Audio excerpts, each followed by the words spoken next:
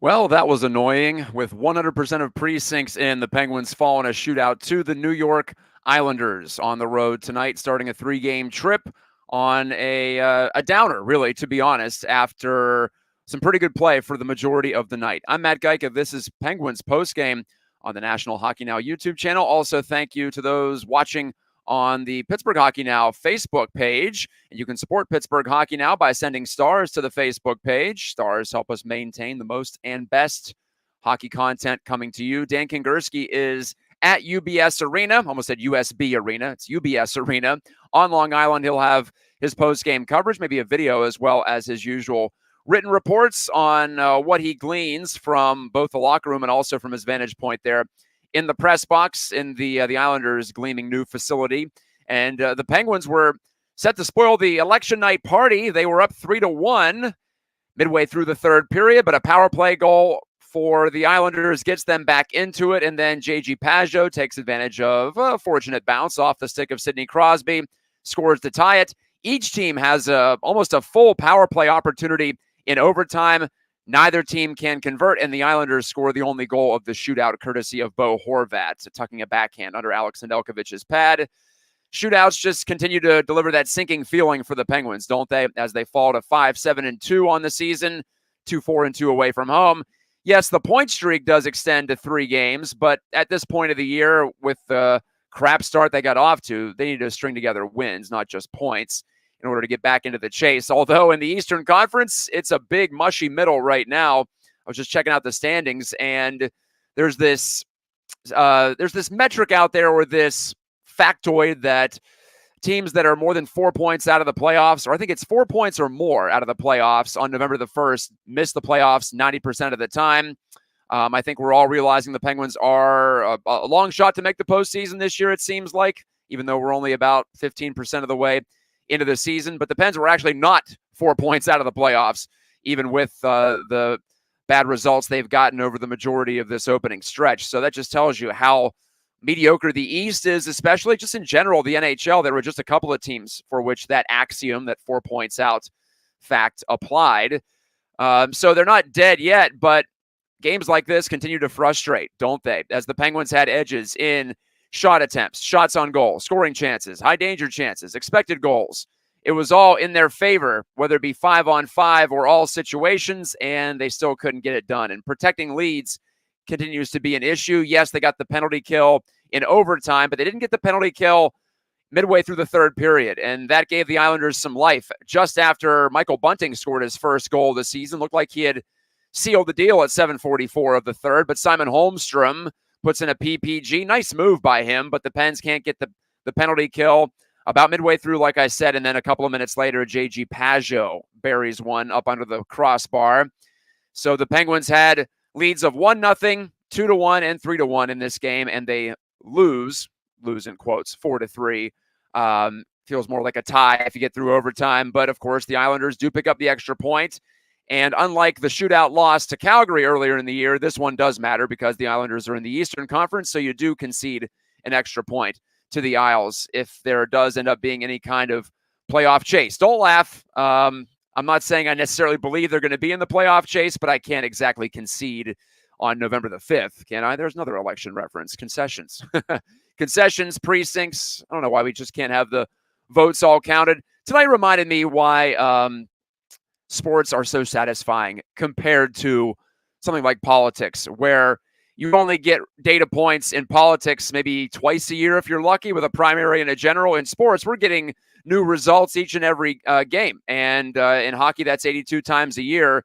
So you can update your priors, you can make adjustments, and actually know what's happening. Things that count happen more than just once a year, or in the case of the presidential election, once every 4 years. So thank God for sports is what I'm saying. It's a lot more satisfying, even if your team is not being very satisfying at this point. Send me your comments. Send me your complaints. I'm sure there'll be plenty of them tonight, as I didn't do a show for the game against Montreal, and I won't be able to do one on Friday, so I want to get 2 shows in this week. That's why I'm with you on a night in which maybe people aren't paying that close attention to sports this evening, especially in America. We have something else going on, but I intend to give you a bit of a diversion here.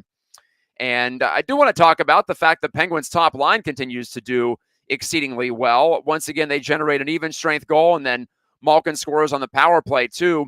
So there's a lot to like in that regard. They continue to push the pace, that unit of Crosby, Malkin, and Raquel. And one of the few times in their histories together on the Penguins, Crosby and Malkin both score goals, and the Penguins do not win the game. They do get a point, but they don't win the game. And wanted to take a look at that forward line and how it did tonight for the Penguins.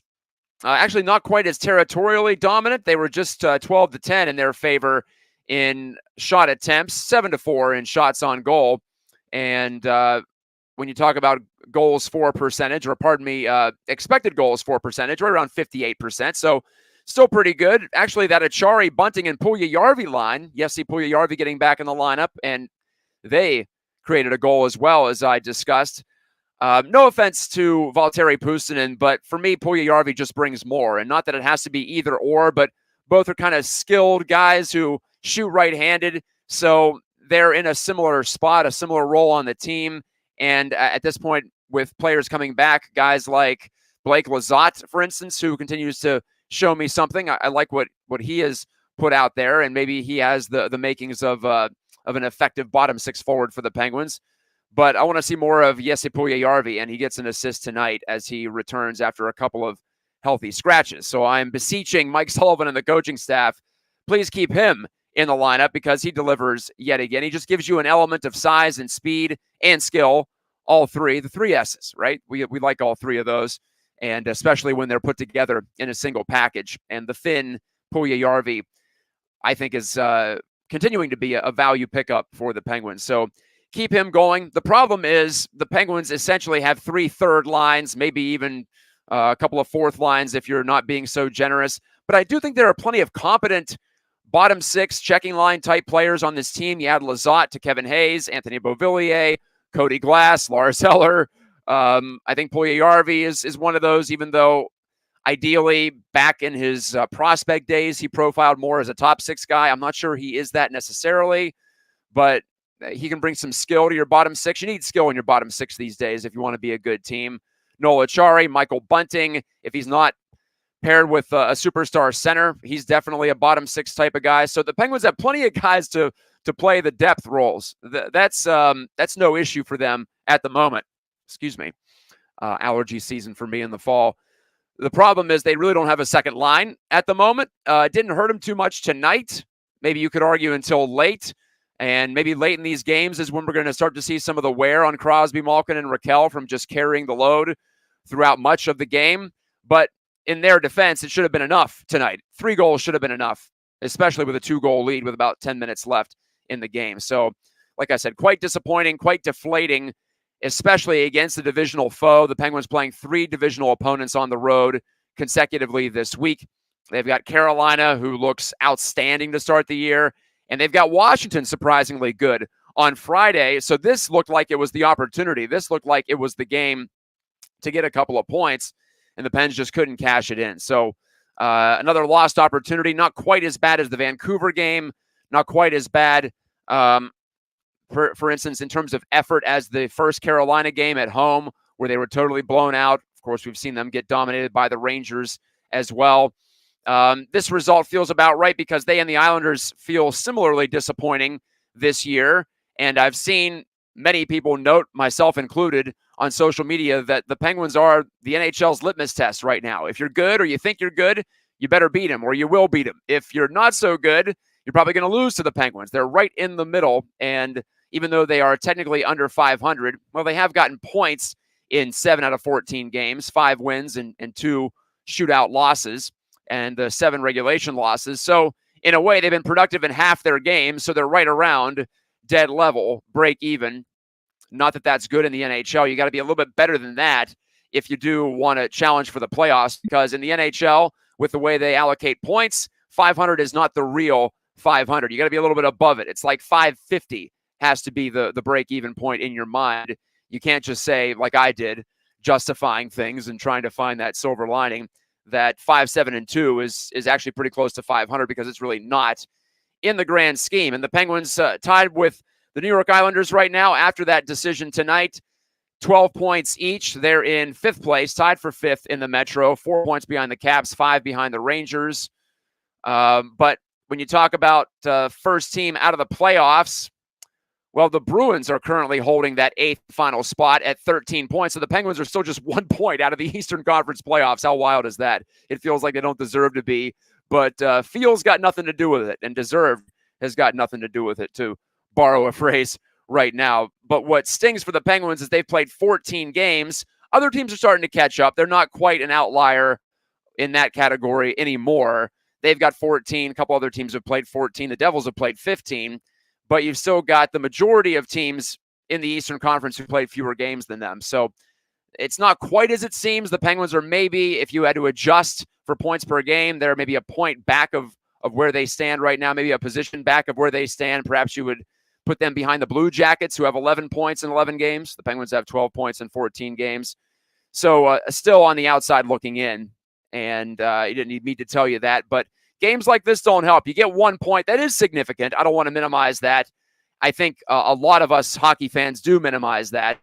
But John Tortorella has made a living out of picking up overtime points in his career with his teams, and then they squeak into the playoffs, with the exception of last year's Flyers, which was satisfying to watch. But in his time with the Blue Jackets especially, they were overtime point merchants. Just get to OT, and then whatever happens after that happens. And the Penguins have won twice in overtime this year, but they have lost twice in the shootout, so they break even when they go beyond OT, and that's not quite enough, is it? How about Alex Nedeljkovic? What do we think about him being their number one goalie as of right now? I feel like Yoel Blomqvist might be sagging a bit in recent outings. I think he has a tendency to look small in the net when things get stressful, when he's moving around quite a bit. He's just not that big of a guy, so that is part of it. It's something he's going to have to battle through and overcome if he wants to be a regular, consistent NHLer. But I'm okay with Ned getting the majority of the starts. I think Ned is more than serviceable. Maybe he's not going to steal a game for you that often, but compared to the goaltending the Penguins were getting from their nominal number one, Tristan Jarry, coming into the year, Ned is doing all right. The thing is that so-called conditioning stint in Wilkes-Barre Scranton, that's going to run out quite soon for Nedeljkovic, or excuse me, for Jarry. And so Nedeljkovic might be back in a timeshare role, and we might see Blomqvist go back to the farm in short order, because there's only so long you can stay down in the AHL. I think that conditioning stint's going to last through the end of this week, and then the Pens are going to have to make another decision here with regards to their $5 million a year man, Tristan Jarry. And, well, that's a situation that's certainly fraught. On defense, the Penguins continue to have issues in their own end. I think still playing some high-risk hockey. It's not all on the defensemen. But again, we see Marcus Pettersson coughing up a puck. A guy like Pettersson just can't make those kinds of mistakes. At least with Letang and Carlson, in theory, at least with Letang and Carlson, you can put up with the occasional errant breakout pass, or more than the occasional errant breakout pass, because they're going to make things happen at the offensive end. I think Carlson is playing better lately. I think Letang's doing all right too. Although he got out-muscled by Palmieri on that first Islanders goal. That's the goal I'm talking about, where it's just a blatant turnover coming out of your end. The Penguins getting a little too stretched out. I've seen that at times this year where the forwards are cheating for offense. Mike Sullivan continues to talk about it. It continues to be an issue at times. Not sure if that was an issue there or if it was just a brain cramp from Pettersson, but that got the Islanders into it after the Penguins had taken control early in that second period on Sidney Crosby's 6th goal of the year. So Sid stays hot. Malkin adds another one. There were a lot of good things, and it was looking like a feel-good type of night. Malkin scoring his 4th goal of the year. Ricard Raquel with a pair of assists tonight. Malkin had a pair of points, a goal, and an assist. Like I said, Bunting got going to finally scoring a goal. So I hesitate to be too negative about this one, but again, squandered points. And the team has talked about it ad nauseum already this year, that these games matter as much as any game. And it is refreshing to hear them talk like that, because in the past, this team has defaulted to its experience, has leaned a little too heavily on its experience, in my opinion, and has tried to say, "Oh, we'll get it going. We'll learn from this. We'll make the plays, and we'll go forward, because you want to play best at the end of the year." Well, all the points count the same, and that sounds obvious to talk about, but I think the Penguins have rested on their experienced way too much over the past 5 or 6 seasons. Maybe that's a knock against the coaching staff for allowing that type of laissez-faire attitude to creep in, that passiveness, that just assumption that they're going to get it together. I would hope that 2 straight years out of the playoffs would knock that out of them, but maybe it hasn't quite all the way. And of course, different players on the team this year, different team makeup altogether, with the additions of guys, for instance, like a Blake Lizotte or Matt Grzelcyk, not necessarily leaders, but different players. So every team is different, every group is different, but you got to put some of that on the leaders, on the big guys, your Crosbys, Malkins, Letangs, Carlson. He's been a veteran in this league for 15 seasons. They've all got to realize when it is time to buckle down. I saw a little bit more of that loose play. Malkin made a questionable play at the attacking blue line with the Penguins trying to protect a lead. Didn't produce a goal for the Islanders directly, but one too many rush chances in the third period for me when the Penguins had the lead as well. And, of course, that lead didn't last very long. The 3-1 lead didn't last very long, I should say. Send me your comments if you got anything. Kind of a quiet night. Low viewership, so I might shut it down after just 20 minutes here. Looking around the NHL, out-of-town scores, especially in the Eastern Conference. I mentioned the Blue Jackets, a point back of the Pens. They're just getting started out in San Jose. Buffalo wins again. They're 5-1 winners against Ottawa tonight. So the Sabres are on 11 points, just one behind the Penguins. It is so tight, though, in the East. The Panthers are tops in the East at 19 points, by the way. The Flyers are the basement team at 9. 10 points. I'm not sure if that's an average spread or smaller than usual at this time of year. But like I was saying, the middle is so congested. You've got 1, 2, 3, 4, 5, 6, 7, 8, 9 teams from 14 points to 11 points in the standings. You want to throw in Montreal, they're at 10. That's 10 points with 10 teams, within 4 points of each other, from the Tampa Bay Lightning on down to the Montreal Canadiens. So it's a traffic jam, and someone's going to step up. Someone's going to start to pull away and pull toward the front, even though we are still quite early, still short of American Thanksgiving. There's another potential benchmark for you as well.